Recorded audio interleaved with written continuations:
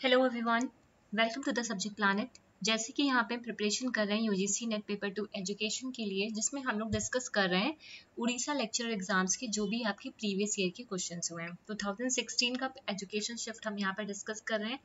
इससे पहले के जो सेशंस थे वहाँ पे मैंने इसके 50 क्वेश्चंस को डिस्कस किया है। ये आपका पार्ट 2 है जिसमें हम लोग 50 क्वेश्चंस को और यहाँ पे डिस्कस करेंगे। ऑलरेडी मैंने जो उड़ीसा लेक्चरर एग्जाम्स के प्रीवियस ईयर के पेपर थे लाइक 2021, 2018 उसको मैंने डिस्कस कर रखा हुआ है। ठीक है, तो जिन लोगों ने अभी तक नहीं देखा है वो उसे प्लेलिस्ट में जाके चेकआउट कर सकते हैं। देखो, एक लर्नर ने मुझे कमेंट सेक्शन में पूछा है कि मतलब मॉक के लिए हम लोग कहाँ पे मॉक टेस्ट कहाँ पे दे सकते हैं एजुकेशन शिफ्ट की। देखो, सबसे पहली बात यहाँ पे आपको ये करनी है कि आपको पहला जो आपका होना चाहिए स्टेप यहाँ पे कि आप प्रीवियस ईयर के क्वेश्चंस करो। ठीक है, प्रीवियस ईयर के क्वेश्चंस करने से फायदा ये मिलेगा यहाँ पे कि आपको ये पता होगा कि किस टॉपिक से कैसे क्वेश्चन पूछे जाते हैं, किस यूनिट से कितना वेटेज आता है। तो ये चीज आपको प्रीवियस ईयर के क्वेश्चन से समझ में आएगी। ठीक, दूसरी बात, मैं टेलीग्राम पे एक ऐप आप लोग को शेयर करूंगी। ठीक है, वो एनटीए करके एक ऐप है, उस ऐप को मैं वहां पे शेयर कर दूंगी, मतलब उसका लिंक वहां पे शेयर कर दूंगी। आप लोग प्ले स्टोर से उस ऐप को डाउनलोड कर लीजिएगा। वहां पे मॉक के फॉर्म में प्रीवियस ईयर के क्वेश्चंस ही होंगे, आपके जितने भी प्रीवियस ईयर के आपके एजुकेशन शिफ्ट के क्वेश्चंस हुए हैं वो मॉक के फॉर्म में आपको वहां पे मिलेंगे। तो आप उस ऐप पे जा करके प्रैक्टिस कर सकते हो, है ना। वहां पे जा करके आप जैसे प्रैक्टिस करते हो तो वो आप वहां पे मॉक की तरह प्रैक्टिस कर सकते हो। ठीक, तीसरी बात, एक फ्रेश मॉक अगर आप देना चाह रहे हो, ठीक, तो उसके लिए देखो, जो पेड बैचेस होते हैं वहां पे तो लोग मॉक वगैरह कराते हैं। ठीक है, लेकिन फिर भी आप फ्री वगैरह में चाह रहे हो तो जैसे बाईजूस वगैरह वाला, जो बाईजूस होते हैं उनका मैंने देखा हुआ है कि ये लोग इनके जब ऐप में जाओगे तो आप लोग को मॉक मिल जाएंगे। ठीक है, ऐप में जाओगे तो वहाँ पे कुछ फ्रेश ये लोग मॉक को कंडक्ट कराते हैं, तो वो भी आप जाके दे सकते हो, है ना। ये बाईजूस वगैरह जो होते हैं, जो चैनल है, ये लोग देते हैं। ठीक है, तो 3 चीजें कर सकते हो। पहली चीज आपको क्या करनी है, प्रीवियस ईयर के क्वेश्चंस लगाने हैं। उन प्रीवियस ईयर के क्वेश्चंस को आपको प्रैक्टिस कहाँ पे करनी है, जो मैं टेलीग्राम पे लिंक शेयर करूंगी। ठीक है, वहां पूरा आपको मॉक के फॉर्म में मिलेगा। ठीक है, आपको सिर्फ क्या करना है, वहां पे प्रैक्टिस करनी है, अपनी प्रिपरेशन को चेक करना है वहां पे। तीसरी बात, ये जितने भी कोचिंग में जो ऑनलाइन जो चलाते हैं, फ्री जो मॉक देते हैं, आप वो भी जाकर दे सकते हो। जैसे बाईजूस में मैंने देखा हुआ वो लोग कराते हैं। ठीक है, कई सारे, बहुत सारे तो मॉक नहीं मिलेंगे आपको फ्रेश, हाँ 1 से 2 मिल सकते हैं आपको आपकी प्रैक्टिस के लिए।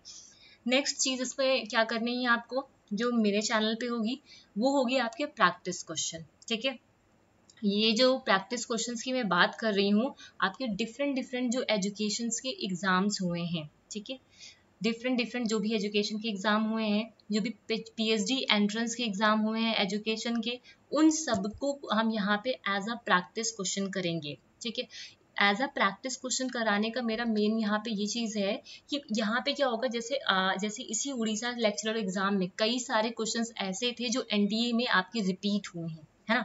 एनडीए में पीवाईक्यू में आप जाके देखोगे तो सेम क्वेश्चन आपको देखने को मिलेंगे। ठीक, तो इसीलिए आपको ये जो प्रैक्टिस, ये जो मैं ये डिफरेंट डिफरेंट एग्जाम्स के जो यहाँ पे सेशंस को डिस्कस कर रही हूँ, ठीक है, ये आपके चलते रहेंगे। ठीक है, उसको जो डिस्कस कर रही हूँ उसको एज अ प्रैक्टिस लेना है आपको कॉपी वगैरह में नोट करने की जरूरत नहीं है। अगर कोई मैं कीवर्ड बता रही हूँ वहाँ पे उसे नोट कर सकते हो, अदरवाइज मैं इसका जो पीडीएफ होगा वो टेलीग्राम पे शेयर करती ही रहूंगी। ठीक है, तो आपको क्या करना है, सिर्फ अपनी प्रैक्टिस करनी है। सिर्फ प्रैक्टिस करने के लिए ये जितने भी मैं डिफरेंट डिफरेंट एग्जाम्स, और मैं ये जो वही एग्जाम्स यहाँ पे आपके डालूंगी जो आपको आपकी ये जो यूजीसी नेट का एग्जाम है वहाँ पे वो हेल्प कर पाए।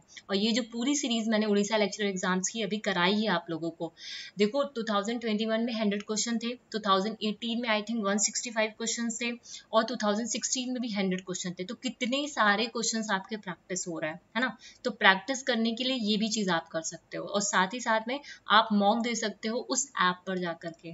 ठीक है, क्लियर है बात। तो एक लर्नर ने मुझसे पूछा था, तो इसीलिए मैंने यहाँ पे क्लियर कर दिया है।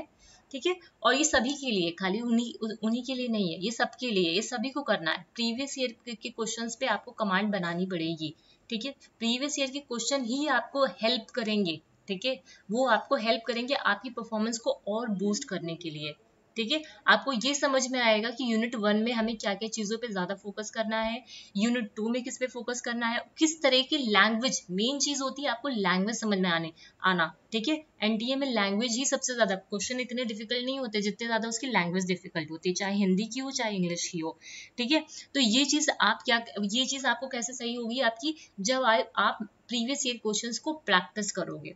ठीक है, और उसको एज अ मॉक आप उस ऐप पे जाकर दे सकते हो। वो ऐप सभी लोग, मैंने भी यूज किया हुआ है, आराम से आप उस पे ऐप पे जाके प्रैक्टिस कर सकते हो।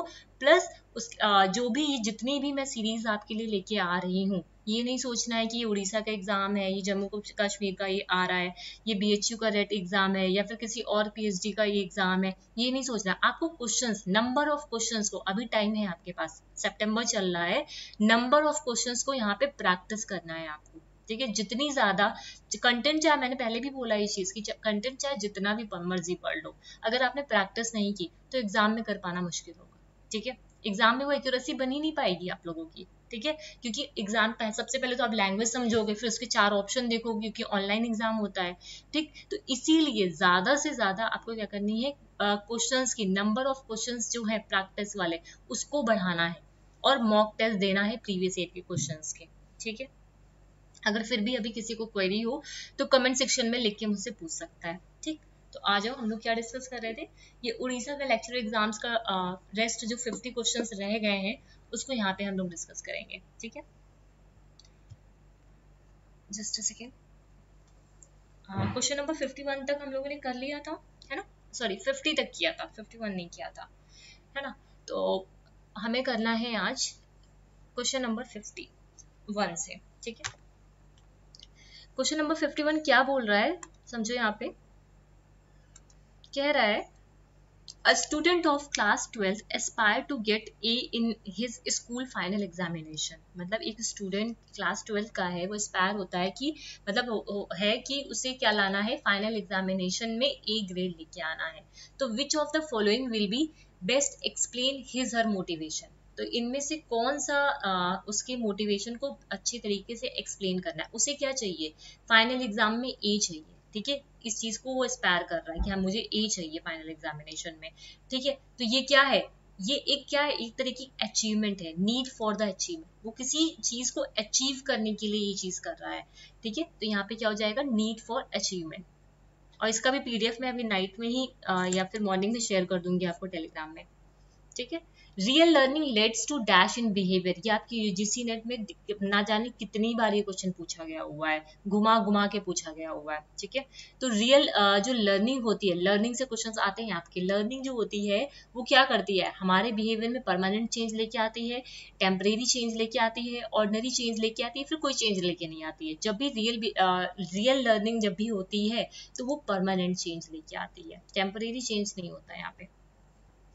Certain changes in behaviour occur due to, कुछ चेंजेस होते हैं हमारे बिहेवियर में किसकी वजह से, है ना, जो सर्टेन चेंजेस होते हैं in behaviour is due to maturation, fatigue, drug, या फिर ऑल ऑफ दिस। ठीक है, किसकी किसकी वजह से, मैचुरेशन, फैटिक, ड्रग, या फिर ऑल ऑफ दिस। तो इसका आंसर क्या हो जाएगा, इसका आंसर क्या हो जाएगा आपका, मैचुरेशन। ठीक, नेक्स्ट आ जाओ, क्वेश्चन नंबर 54।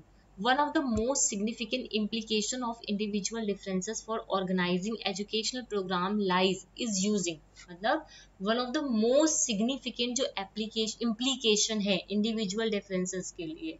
ठीक है, जब हम किसी एजुकेशनल प्रोग्राम को ऑर्गेनाइज करा रहे हैं, ठीक है, तो मोस्ट सिग्निफिकेंट इम्प्लीकेशन क्या होगा आपका इंडिविजुअल डिफरेंसेस को लेकर के, वो वहां पे आप टीचर सेंट्रिक अप्रोच अप्लाई करोगे, कंटेंट सेंटर्ड अप्रोच को अप्लाई करोगे, एग्जामिनेशन सेंटर्ड, या फिर लर्नर सेंट्रिक अप्रोच को। तो हमेशा ध्यान रखना आप क्या करोगे, इंडिविजुअल डिफरेंसेस को अगर ध्यान में रख के आपको एजुकेशन प्रोग्राम को कंडक्ट कराना है तो वहां पे आपको लर्नर सेंट्रिक जो अप्रोच होती है उसको ध्यान में यहाँ पे रखना पड़ेगा।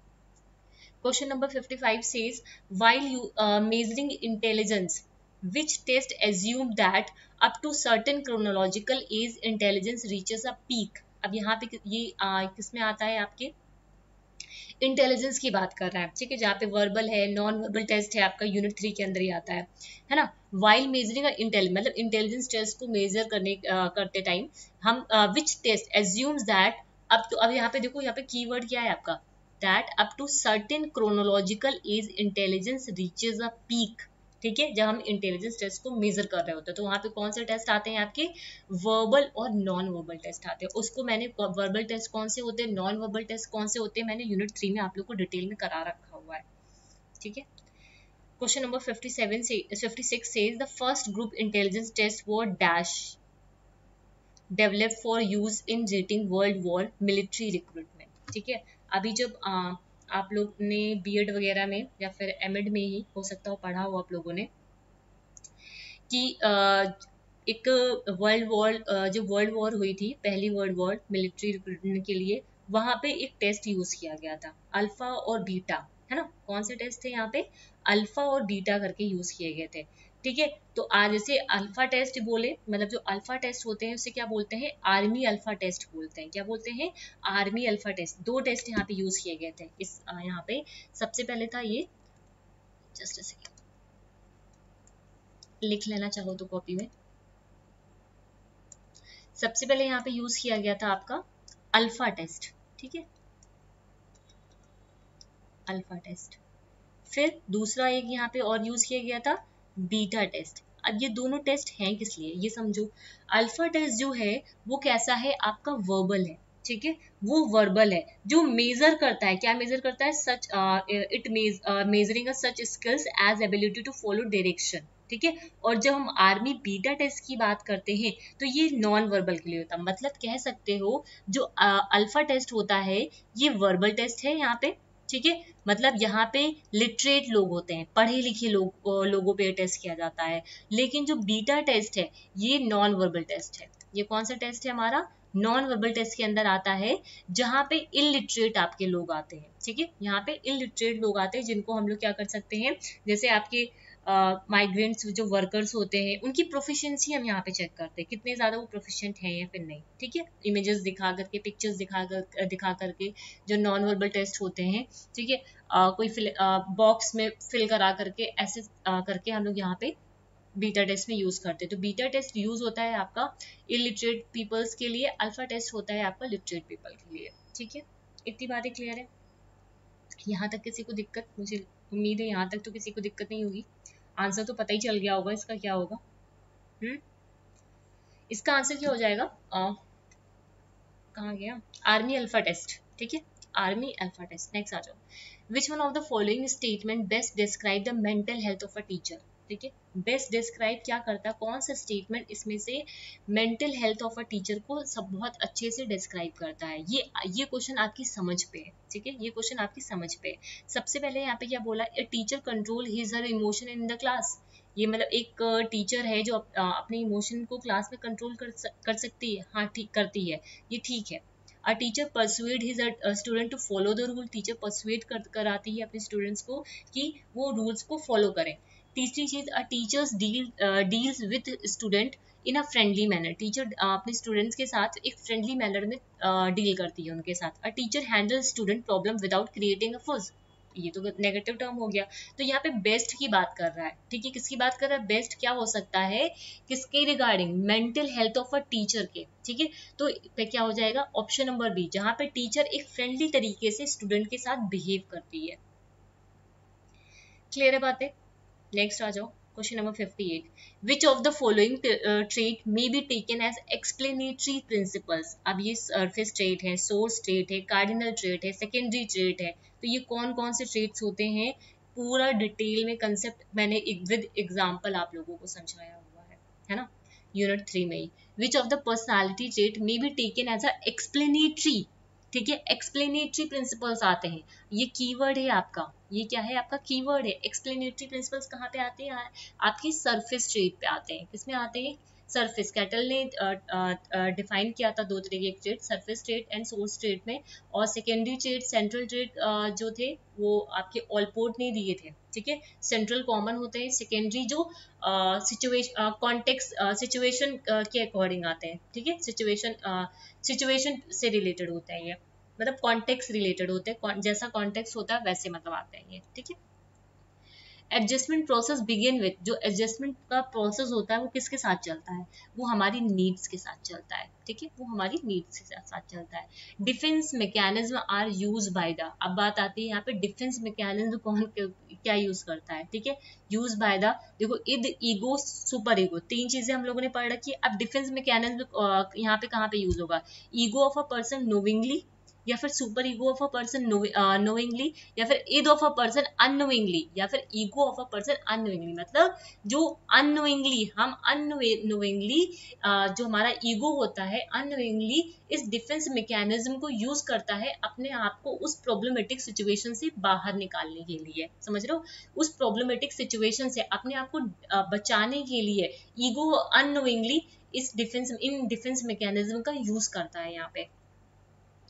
Question number 61 says quality of research depends on, अब ये आती है बात यहाँ पे रिसर्च की, जो क्वालिटी है रिसर्च की वो किस चीज पे डिपेंड करती है, वो डिपेंड करती है ट्रेनिंग ऑफ रिसर्च मैथोडोलॉजी पे, ठीक है, training of research methodology. Next question, which of the following is not the purpose of research, very easy, मुझे नहीं लगता इसको बताने की जरूरत होनी भी चाहिए, ये आप लोग कर भी सकते हो। विच one of the following is not the purpose of research, ये आपके यूजीसी नेट पे पूछे भी गए हैं, ये क्वेश्चन पूछा हुआ है, कौन सा इसमें से पर्पस ऑफ रिसर्च नहीं है, टू कंस्ट्रक्ट सम सिचुएशन, या फिर टू रिव्यू एग्जिस्टिंग नॉलेज, बिल्कुल ये तो है यहाँ पे, है ना, ये तो पर्पस होता ही है, हम जो रिव्यू करना, रिव्यू लिटरेचर इसीलिए करते हैं, to provide understanding of contemporary educational problems, ये भी बिल्कुल सही है, to provide knowledge concerning achieving technological objective, ये भी बिल्कुल सही है। क्या नहीं सही है, construct, to construct some situation, यहाँ पे हम किसी सिचुएशन को कंस्ट्रक्ट करते हैं, ये पर्पस होता है, ये नहीं, ये गलत है यहाँ पे, this is not the purpose of the research, always, not always, any concept can be expressed in quantitative value or qualitative value is called, कोई भी कंसेप्ट जो हम क्वांटिटेटिव वैल्यू और क्वालिटेटिव वैल्यू में एक्सप्रेस कर पाते हैं वो होता है हमारा वेरिएबल, क्या होता है, variable. Next, which of the following is not an objective of educational research, educational research का क्या ऑब्जेक्टिव नहीं होता है, देखो थ्योरेटिकल ऑब्जेक्टिव होता है, प्रैक्टिकल ऑब्जेक्टिव होता है, फैक्चुअल ऑब्जेक्टिव भी होता है, लेकिन हम जो रिलेशनशिप बना रहे हैं उसको वैनिश करना ये ऑब्जेक्टिव नहीं होता है, हम उसको वैनिश नहीं करना चाहते, टू वैनिश रिलेशनशिप, हमने जो वेरिएबल्स के बीच में रिलेशनशिप बनाया है उसको वैनिश करना नहीं, बिल्कुल नहीं, ठीक है। Next, pure research is concern with the dash of a science, जो प्योर रिसर्च है, प्योर रिसर्च बोलो, फंडामेंटल रिसर्च बोलो, बेसिक रिसर्च बोलो, ये सारी सेम है, ये हमारे किस एस्पेक्ट के साथ काम करता है, थ्योरेटिकल, यहाँ पे हम थ्योरी का डेवलपमेंट करते हैं, थ्योरी को बिल्ड कराते हैं।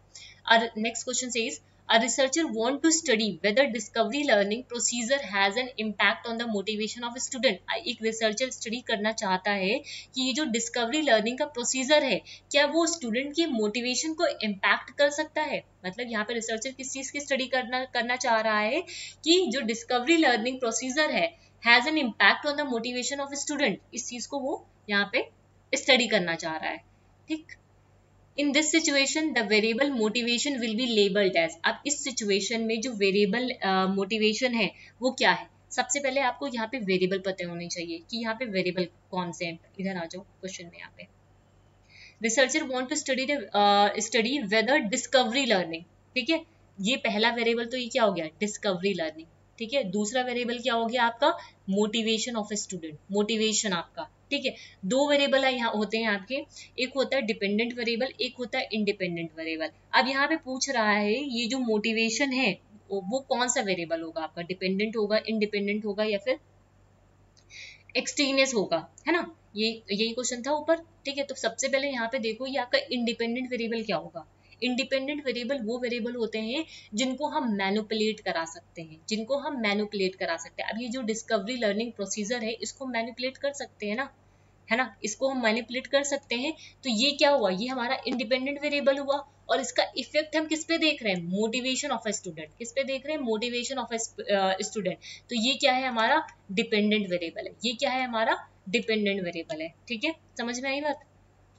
तो देखो यहाँ पे ये क्या हो जाएगा, motivation will be labelled as, motivation क्या है हमारा, एक डिपेंडेंट वेरिएबल है जिसपे हम इफेक्ट देख रहे हैं कि बच्चे का मोटिवेशन इंक्रीज कर रहा है या फिर नहीं कर रहा है, ठीक है। नेक्स्ट आ जाओ question number 67, in labelling research variable the designation of variable from one research to the other have to be, जब हम रिसर्च वेरिएबल को लेबल कर रहे होते हैं, ठीक है, तो जो डेजिग्नेशन होता है वेरिएबल का एक रिसर्च में, मतलब from one research to the other, वो कैसे होने चाहिए, डिफरेंट होने चाहिए, ठीक है, वो कैसे आइडेंटिकल नहीं होने चाहिए, हमेशा वो डिफरेंट ही होने चाहिए, मतलब हमेशा भी नहीं, सब मतलब ये डिफरेंट ही होने चाहिए, ठीक है। Next, in which research design sampling is least necessary, कौन सी ऐसी रिसर्च डिजाइन है जहाँ पे सैम्पलिंग लीस्ट नेसेसरी होती है, केस स्टडी में, ठीक है, एक ही सैंपल होता है या एक ही ग्रुप होता है आपका, वहाँ पे लीस्ट नेसेसरी बहुत कम नेसेसरी होता है यहाँ पे। Research for exploring the applicability of a theory और law formulated in specific situation in the field of education is termed as, अब यहाँ पे कीवर्ड ढूंढो, कीवर्ड क्या है, एप्लीकेबिलिटी ऑफ अ थ्योरी, ना कि डेवलपमेंट ऑफ अ थ्योरी की बात कर रहे हैं, ठीक है। अगर डेवलपमेंट ऑफ अ थ्योरी की बात करते तो हम प्योर रिसर्च टिक कर देते, लेकिन यहाँ पे किसकी बात कर रहे हैं, एप्लीकेबिलिटी ऑफ अ थ्योरी की। अगर क्लासरूम या फिर लोकल कॉन्टेक्स्ट की बात कर रहे होते तो हम एक्शन रिसर्च कर देते, तो ये तो ऑप्शन गए ना आपके ये दोनों।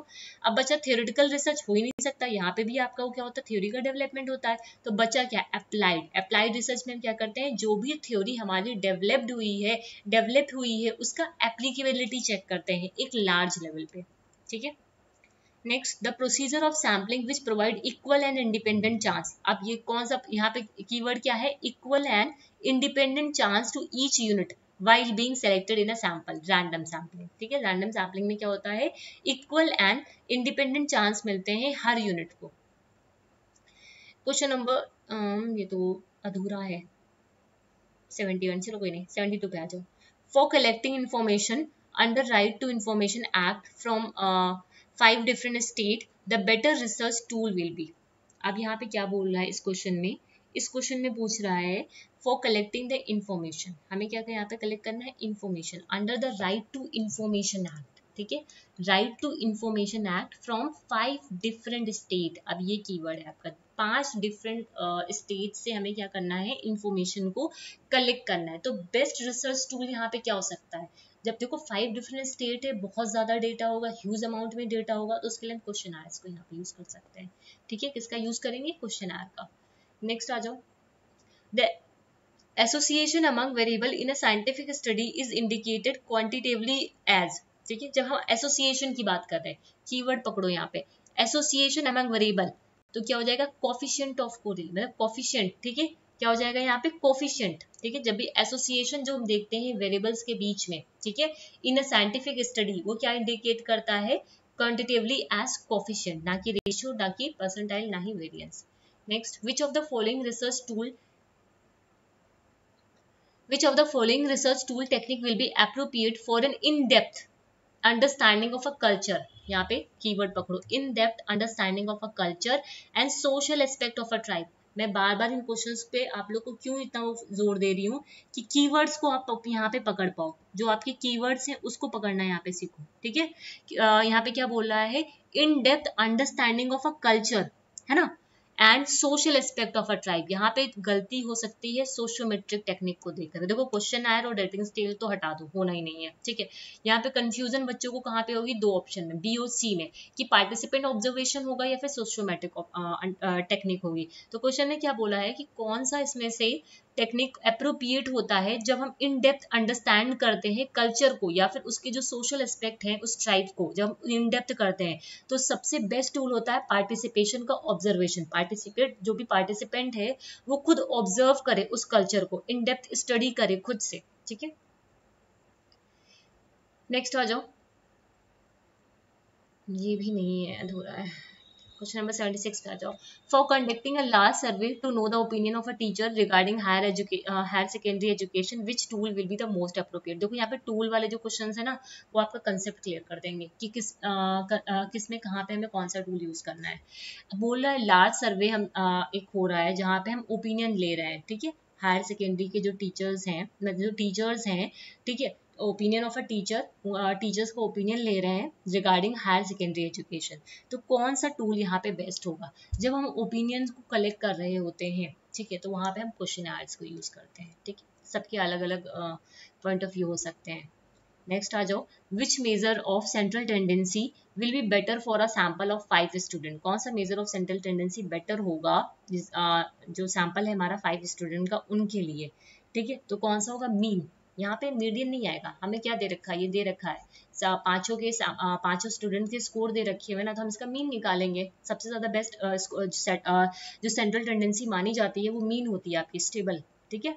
In positive correlation the increase in x variable is followed by, अब देखो पॉजिटिव नेगेटिव ये कोरिलेशन में समझा चुकी हूँ। पॉजिटिव में या तो ये इंक्रीज करेगा या तो वो डिक्रीज करेगा, ठीक है, यही होता है पॉजिटिव में। तो क्या बोला, द इंक्रीज इन एक्स मतलब इंक्रीज इन वन वेरिएबल, जो एक वेरिएबल अगर इंक्रीज कर रहा है तो दूसरा भी तो इंक्रीज ही करेगा, ठीक है।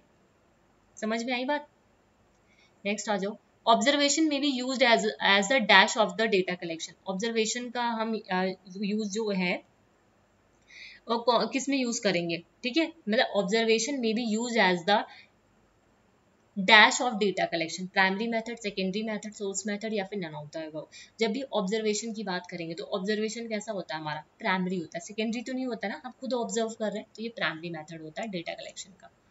Next, the questionnaire to be used must be prepared very carefully so that it may be it may be proved to effective in collecting the relevant data, relevant sample, relevant information या फिर none of these। तो क्या हो जाएगा, जब भी questionnaire का use करते हैं तो किस लिए करते हैं, बहुत एक किसी भी क्वेश्चनर को आप प्रिपेयर करोगे तो बहुत केयरफुली प्रिपेयर करते हो सो दैट आपको एक रेलिवेंट डेटा मिल पाए, है ना। Next, which of the following statement cannot be considered true with reference to Indian education, ठीक है, कौन सा ट्रू नहीं होगा, इंडियन एजुकेशन सिंस इंडिपेंडेंस, ठीक है, सिंस इंडिपेंडेंस। अब देख लो यहाँ पे क्या हो सकता है, यहाँ पे क्या हो सकता है, देखो, with the expansion of education since independence the number of teacher has shot up, पहला ये बोल रहा है, क्या बोला है, will be considered true, true की बात कर रहा है ना यहाँ पे, ठीक है। फिर implementation of a 3 language formula has raised a controversy, जो इम्प्लीमेंटेशन था 3 लैंग्वेज फॉर्मूला का उसने कंट्रोवर्सी क्रिएट कर दी। The expansion of a higher education has raised the quality of education और एट ऑल लेवल, बिल्कुल, जो एक्सपेंशन है हायर एजुकेशन का उसने क्वालिटी जो लेवल है एजुकेशन का वो हर लेवल पे बहुत ज़्यादा इंक्रीज किया है, तो ट्रू यहाँ पे यही होगा, ठीक है। ये दोनों तो आपके गलत है, नेगेटिव है। फोर्थ वाला भी देख लेते एक बार, extreme unevenness can be perceived between different segments of society and different state, no, ठीक है, तो ये आपका ऑप्शन नंबर सी ही सही है यहाँ पे। फिर आज नेक्स्ट पे, article 36 to 51 the constitution of India deal with, जो आर्टिकल 36 से 51 है वो हमारे डायरेक्टिव प्रिंसिपल्स के अंदर आते हैं, very easy. Next, Kothari education commission report was entitled as, जो कोठारी एजुकेशन कमीशन है उस रिपोर्ट का क्या टाइटल था, एजुकेशन एंड नेशनल डेवलपमेंट, ठीक है, ये रिपीटेड क्वेश्चन है, इससे पहले भी एक सेट में आ चुका है। When a student is making noise in the classroom the teacher should, अगर स्टूडेंट क्लास में नॉइज कर रहे हैं तो टीचर को क्या करना चाहिए, इग्नोर कर देना चाहिए, सेंड करना चाहिए उनको क्लासरूम से बाहर, क्रिटिसाइज कर देना चाहिए स्टूडेंट को, नहीं, ये तीनों ही नेगेटिव टर्म है आपके। नेक्स्ट क्या बोल रहा है, talk to student privately after the class and should find out the reason for his making noise, तो option number D should be right here. Next, question number 85, the 3 language formula, very very very important question paper 1 के लिए, paper 1 का जो higher education है उसकी context में ये question आपका इंपॉर्टेंट है और आपको पता भी होना चाहिए। The 3 language formula at the lower secondary stage of classes 8 to 10th जो आपका होता है, तो recommended by Indian education commission, 3 language formula क्या था आपका, ठीक है। देखो जब हम बात करते हैं लोअर क्लासेस में तो क्या था, मदर टंग और regional language Hindi plus English, ये याद होना चाहिए आपको, ठीक है, कौन से क्लासेस के लिए, जो आपकी 8th to 10th है, ठीक है। नेक्स्ट आ जाओ, a good teacher should have, एक गुड टीचर के अंदर क्या होना चाहिए, इंटरपर्सनल स्किल्स भी होनी चाहिए, कम्युनिकेशन स्किल्स भी होनी चाहिए, कंसेप्चुअल क्लैरिटी भी होनी चाहिए, एक गुड जो अच्छा शिक्षक है उसके अंदर ये सारी चीजें होनी चाहिए, तो क्या हो जाएगा, ऑल ऑफ द अबव, ठीक है बात।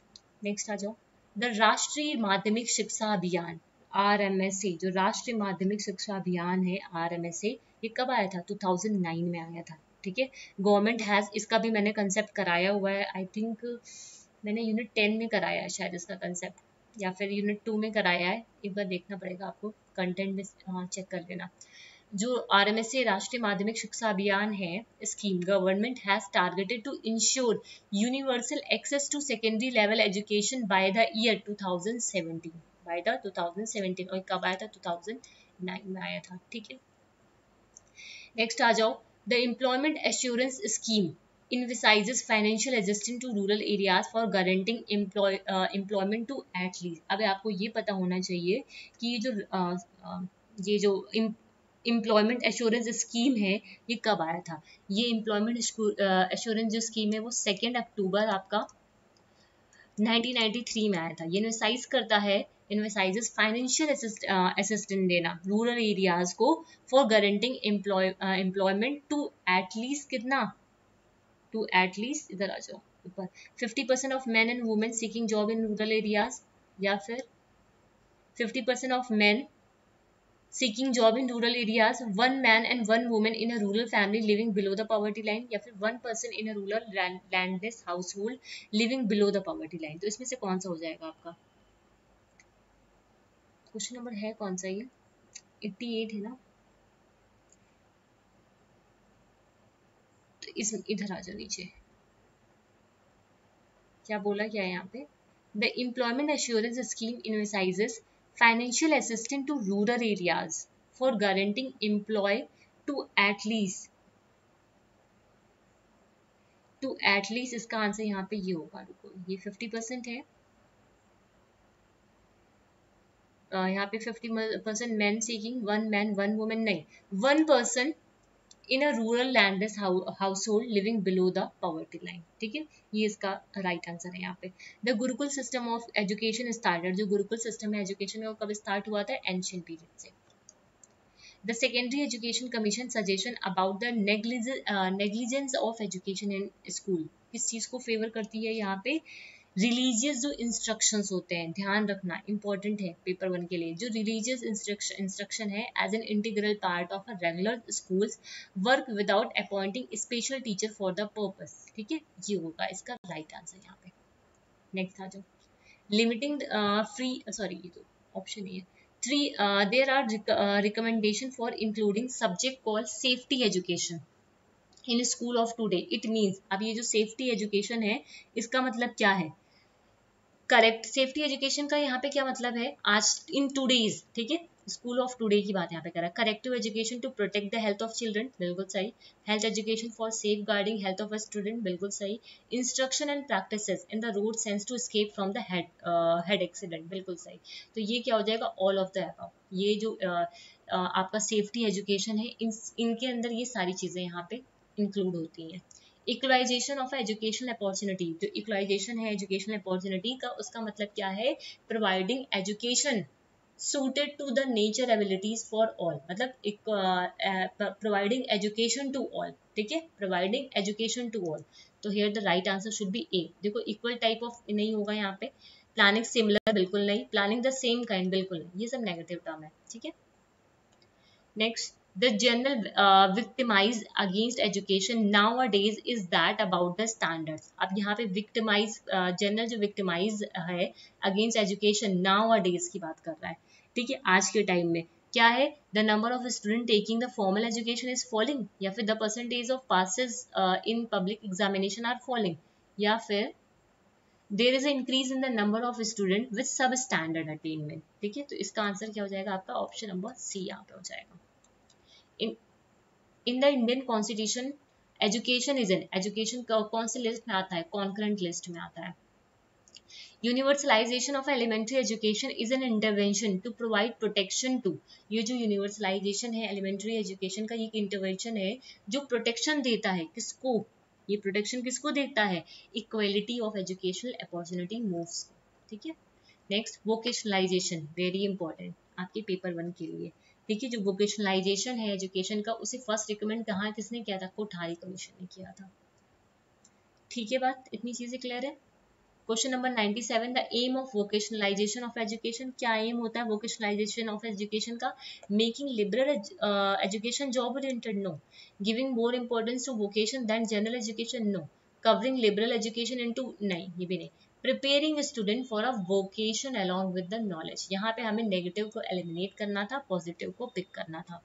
Next, the main objective of teaching at higher education level, जो मेन ऑब्जेक्टिव होता है टीचिंग का हायर एजुकेशन लेवल पे, वो क्या होता है, to develop the capacity to take decision. ठीक है, ये खाली ये नहीं कि स्टूडेंट को एग्जामिनेशन में पास करने के लिए उनको सिखाओ या फिर उन्हें सिर्फ नई इन्फॉर्मेशन देना है या फिर उनको मोटिवेट करने के लिए हम क्या करें, लेक्चर्स के टाइम उनको क्वेश्चन पूछते रहे, ये नहीं होगा यहाँ पे। ठीक है, next, the university grant commission was constituted on the recommendation of, जो यूनिवर्सिटी यूजीसी है, ठीक है, यूनिवर्सिटी ग्रांट कमीशन किसके रिकमेंडेशन पे आई थी, डॉक्टर राधाकृष्णन कमीशन। ठीक है, नेक्स्ट, यूजीसी का जो एक्ट है, देखो इस्टेब्लिशमेंट अलग है लेकिन एक्ट ऑफ स्टैट्यूटरी बॉडी कब बनती है, जब एक्ट ऑफ पार्लियामेंट के थ्रू होता है। ठीक है, UGC by the act of parliament in the year of 1956। ठीक है, तो ये टोटल 100 क्वेश्चन आपके यहाँ पे हो चुके हैं। ठीक है, टोटल 100 मैंने यहाँ पे करा दिए हैं आप लोगों को। अब यहाँ पे आपका ये जो उड़ीसा का लेक्चरर एग्जाम है, इसका ये सीरीज यहीं पे आपका खत्म हो रहा है। अब जो नेक्स्ट प्रैक्टिस सेशन होगा वो कुछ दूसरे एग्जाम्स हैं उनको लेकर यहाँ पे होगा। उम्मीद करती हूँ ये जो सेशंस है ये आपके लिए यूजफुल रहेंगे, आप लोग भी अपनी प्रैक्टिस कर रहे होगे इसके साथ साथ। और हाँ, एक इम्पॉर्टेंट न्यूज़ यहाँ पे ये देनी थी, काफ़ी सारे लर्नर्स ने मैराथन के लिए बोला है। ठीक है, मैंने एक पोल दिया था, जिन लोगों ने अभी भी पोल नहीं किया है, क्योंकि मुझे लग रहा है बहुत बच्चों ने नहीं किया, कुछ ही बच्चों ने किया है, उनकी ओपिनियन के अकॉर्डिंग मैं यहाँ पे एक मैराथन सेशन आप लोग का लेने वाली हूँ इन अपकमिंग डेज। मैंने ये आपको इन्फॉर्मेशन दोपहर में ही दे दी थी, अपकमिंग डेज में ही मैं एक मैराथन आपका लेने वाली हूँ यूनिट 1 का। ठीक है, यूनिट 1 का एक मैराथन सेशन आएगा, वो मैराथन सेशन में मतलब आपको हर एक कंटेंट मिलेगा। ठीक है, हर एक कंटेंट मिलेगा, ऐसा नहीं होगा कि कोई कंटेंट आपका वहाँ पे रह जाएगा। ठीक है, मैं मतलब आई मेक श्योर कि मैं उसमें वो जितने कंटेंट आपके लिए इम्पोर्टेंट हैं वो सारे कंटेंट मैं वहाँ पे डालूँ उस मैराथन के अंदर, सो दैट आपका कोई भी एक भी पॉइंट वहाँ से मिस ना हो। ठीक है, सो अगर वीडियोस इन्फॉर्मेटिव लगे तो चैनल को सब्सक्राइब करिएगा। एंड जिन लोगों ने भी अभी तक टेलीग्राम नहीं ज्वाइन किया है, मैं बार बार ये चीज़ आप लोगों को बोल रही हूँ टेलीग्राम ज्वाइन करने के लिए, क्योंकि आपको देखो जो भी पीडीएफ वगैरह होंगी वो तो वहीं पे मिलनी, साथ ही साथ में मैं डेली बेसिस पे, ठीक है, कभी रह जाता हो तो अलग की बात है, नहीं तो डेली बेसिस पे मैं वहाँ पे कई सारी इन्फॉर्मेशन जो शेयर करती हूँ वो आपके लिए इम्पोर्टेंट हो सकती है, वो आपको पेपर 1 में हेल्प करेंगी ही करेंगी, या फिर और भी किसी चीज़ की आप प्रिपरेशन कर रहे हो टीचिंग में, वहाँ पे वो आपको हेल्प करेंगी। ठीक है, तो इसीलिए मैं बार बार आप लोग को टेलीग्राम पे भी ज्वाइन करने के लिए बोल रही हूँ, क्योंकि आप वहाँ पे मुझसे कनेक्ट भी हो सकते हो, बात भी कर सकते हो, है ना। सो आज का सेशन यही पे एंड करते हैं। Thank you everyone.